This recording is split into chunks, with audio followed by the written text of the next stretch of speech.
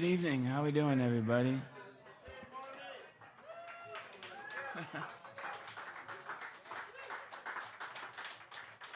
Thank you all so much for being here. It's nice to come back and, a nice packed room. I haven't played in Placerville in a really long time. I played at the Cosmic Cafe many, many years ago.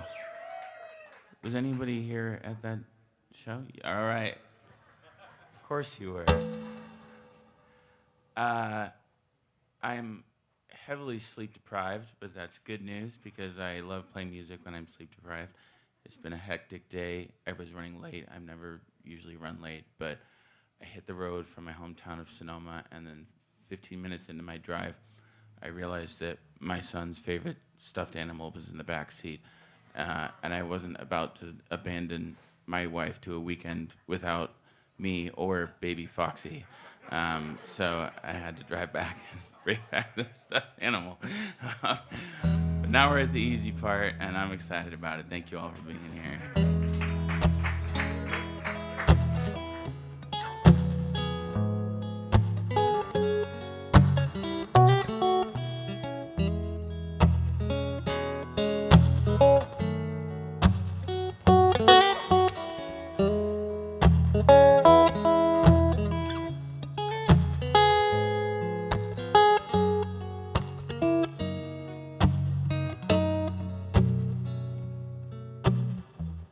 Raindrops keep falling on a roof of tin. Oh, bad news.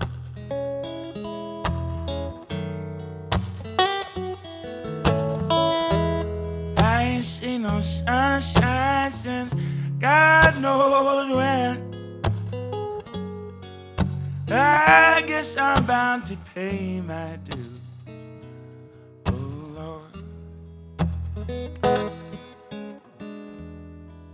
Over your shoulder now. Tell me, what did you see? Yonder come the blues running right after me.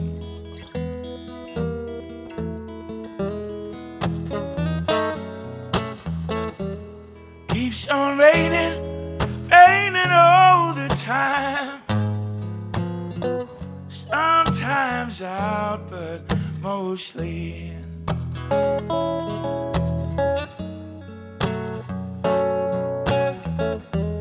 And I keep on waiting for that old sun to shine. Yeah, since I can't remember when. Oh, Lord. Over your shoulder now. Tell me, what did you see?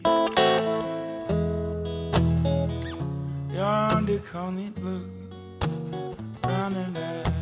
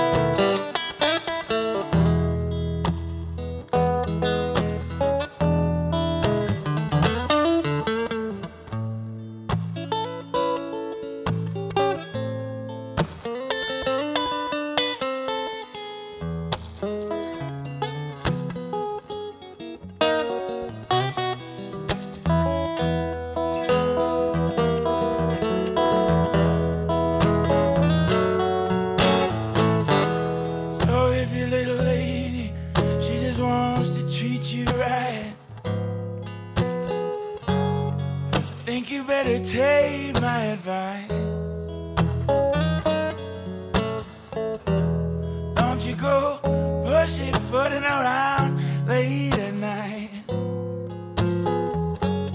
'Cause if you do sure, then you better think twice. Oh, no, no.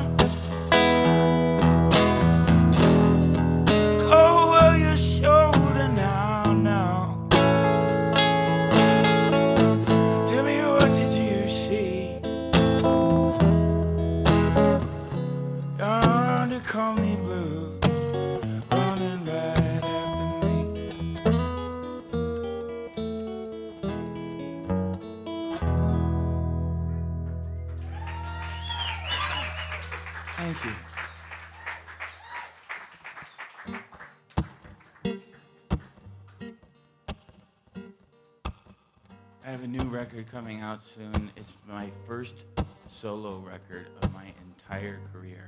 I've yeah, I've always been the songwriter, you know, and everything, but I've always like had band, you know, people playing with me like as a project, not people I just hired to come into the studio or whatever.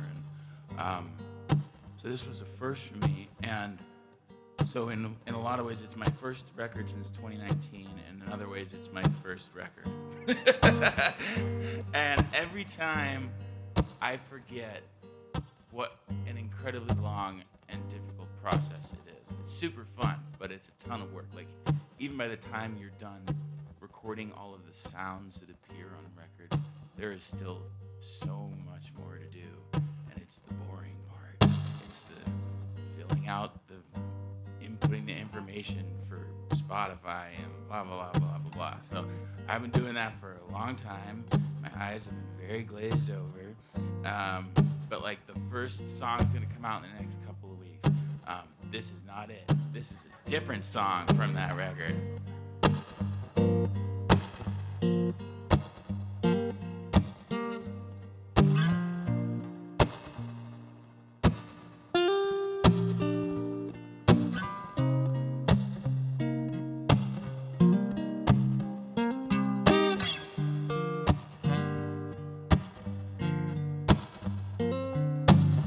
I try to go, yeah, you would just change my mind, even if I wanted to. I know what I would do, I would stay behind. Maybe it's just me, yeah, maybe no. Everything's fine. Maybe I'm the problem. Getting to thinking like this all of the time, all the time. Oh, not like this. I ain't giving so much just to feel like this. Yeah, not like this. Oh, nah.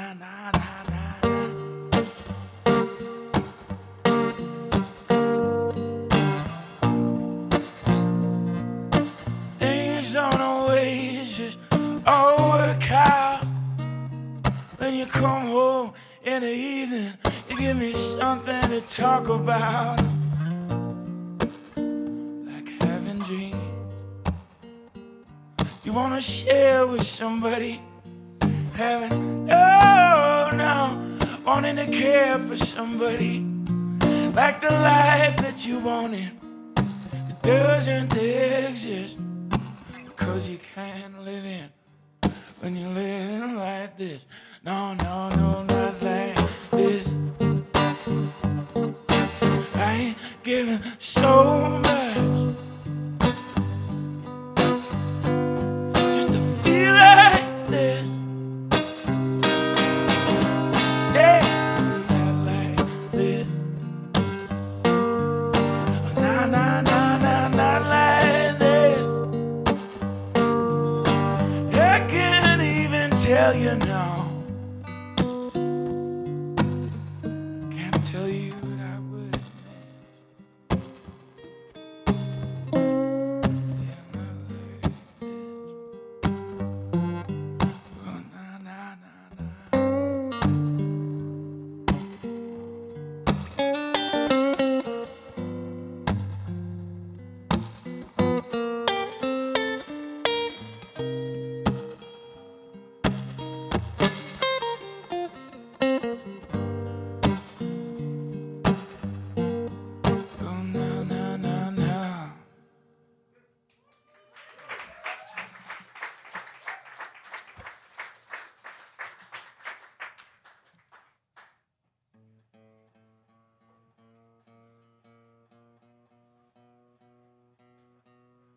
Doing all right? Everybody feeling good?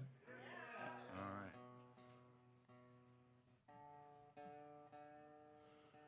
I'm gonna play you one of the first songs I ever wrote, which is also on the new record. I put it the first time I ever went into the studio. I was like 19 years old and just kind of doing what everybody told me to do, and I put this song on this record, which kind of feels like an embarrassing high school journal entry to me. So I don't really promote it very much. I have about 1,000 CDs of it in my garage. I think that's the only way you can hear it, is if you break into my garage. But this song was on there, and like I didn't get it right because I was 19, and I always wanted to take another shot at it. So I actually put a live recording of it on the next record. It's called "Going to the Country," and I wrote it when I was maybe 16 or 17 years old.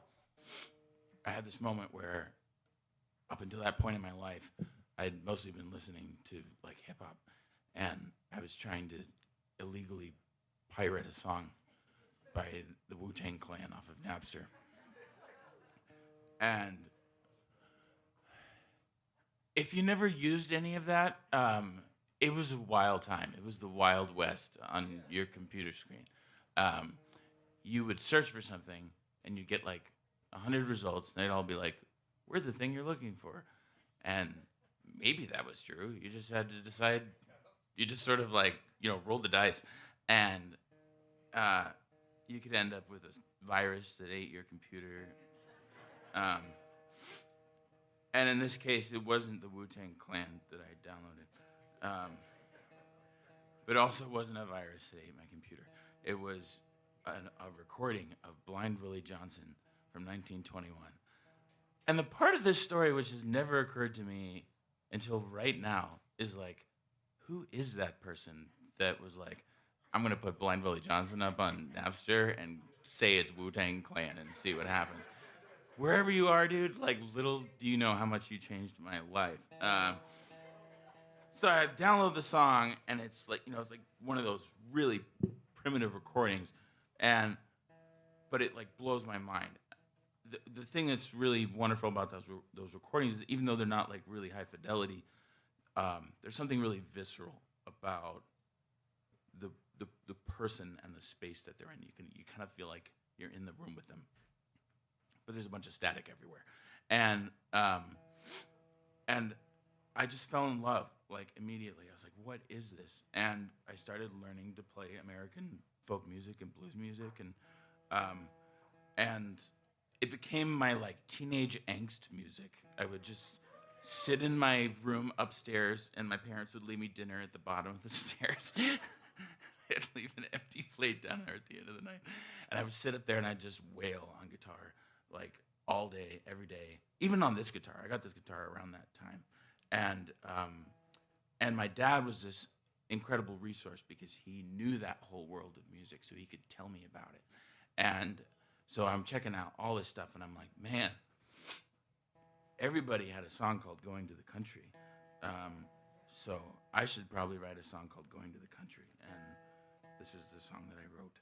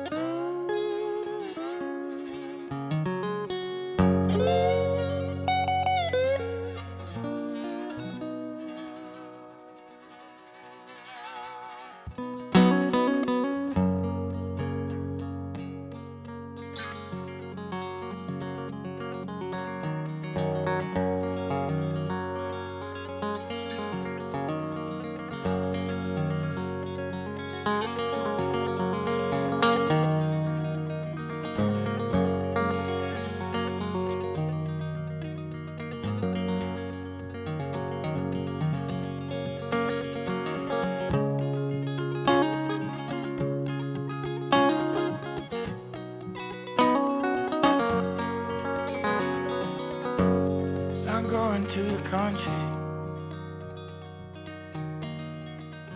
where the snow is sweet and bright. Going to the country where the snow is sweet and bright, and it melts away on a summer day. I'll know that you've arrived now. You've arrived, I know that you've arrived.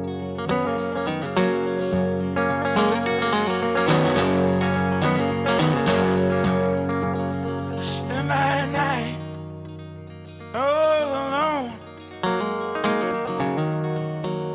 and my days in a boat out by the sea. I spend my night all alone,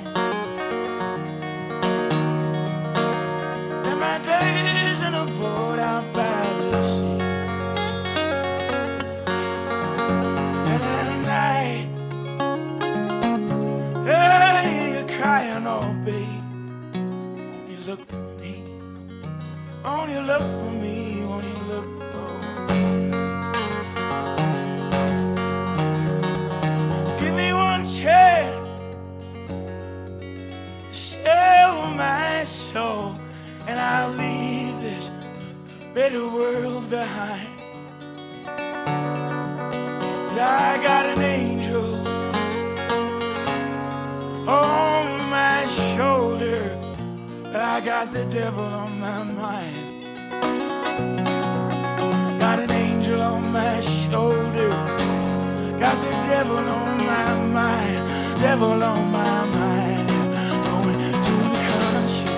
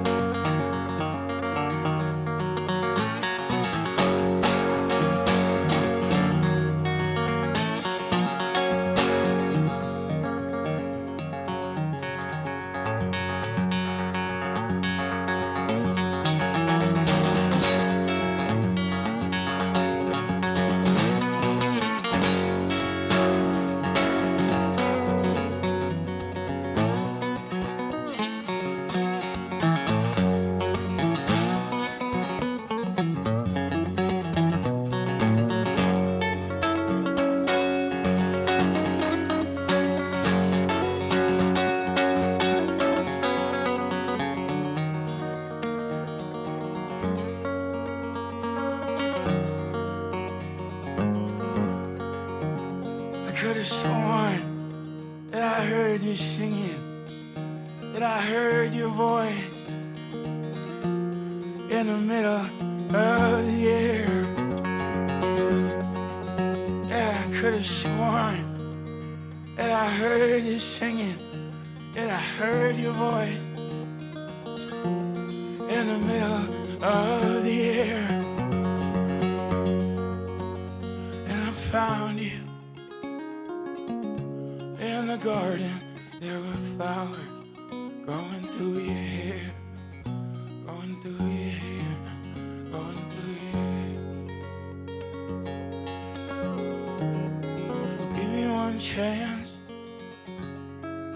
sell my soul, and I'll leave this better world behind. I got an angel on my shoulder, but I got the devil on my mind, and I'm going to the country.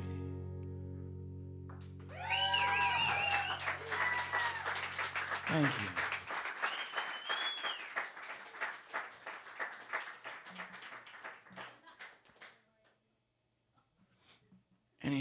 Any John Craigie fans in the audience?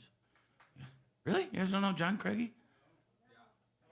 You guys are the yes people to everything. I'm not gonna give you the backstory. He's a well-known musician. I played a show with him last night, And he does this like Beatles thing where he plays a whole Beatles record. He does all the songs live. And so he invited me to open and do. He has a bunch of people open, and each person does one song. He invited me to play one song last night. So I went out there, and one of the other people doing one song was this young person from New Orleans, and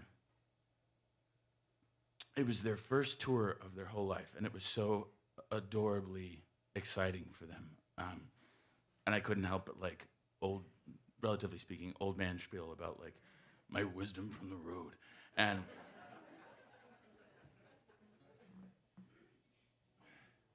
I want to play you a song that I wrote on my first tour. I started my band, the Old Soul Orchestra, almost immediately after graduating college. And it's with this amazing fiddle player and this amazing bass player. I still play with them today. And both of them had been in many touring bands. So they were like, we should go on tour. And I was like, we can't, because we're not famous. And they're like, no, you just email bars in different towns. And I was like, that makes a lot of sense, and we should go on tour. So we booked like 2 weeks up in the Pacific Northwest, which is one of the nicest parts of the country to tour in. The weather is nice, well, nice enough. The cities are closer together. It's densely populated. You can find good food. You can find vegetables that you can eat, which doesn't normally matter to me that much. But like, if you tour in the middle of the country for a long time, you're like, somebody give me a vegetable. And so it was a nice place to like learn the ropes, to cut my teeth. And we booked like whatever opportunities we could find. And everything from like a club or a bar or like a pizza joint. And the first show of my first tour was in a pizza pub in Willits, California. You guys know Willits? You guys know the Shawnee Pub in Willits? That was it. That was my first show. It's the room. I may have reconstructed this in my mind because it's been 15 years, but I remember the room being about the size of this stage. And there was only one guy there to see the show. And 3 of us in the band, so we outnumbered him. And I remember him because he cornered me for a long time that evening after the show. He had a prosthetic leg, and he wanted to show me how nimble he still was. So I'm like 22 or something, I don't know. I've had like 6 beers. I'm sitting on a bench in the dark watching this man run around in front of me, and I'm like, man, like tour is way weirder than I thought it was going to be. And also, this man is very nimble given the circumstances.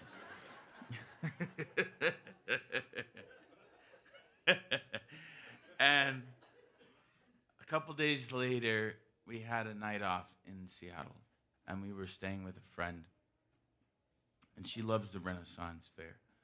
So she's got this giant walk-in closet full of Shakespeare stuff. And I was like, guys, we need to sit in here all day and write music, obviously. So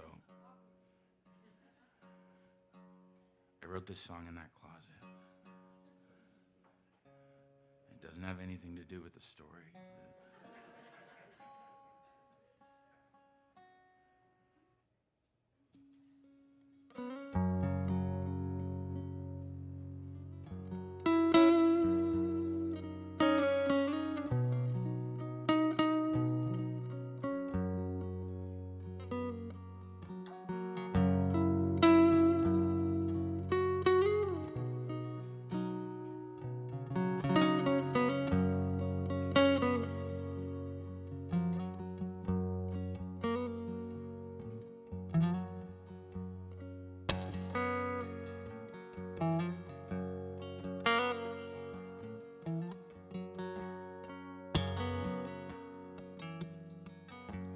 Wrote me a letter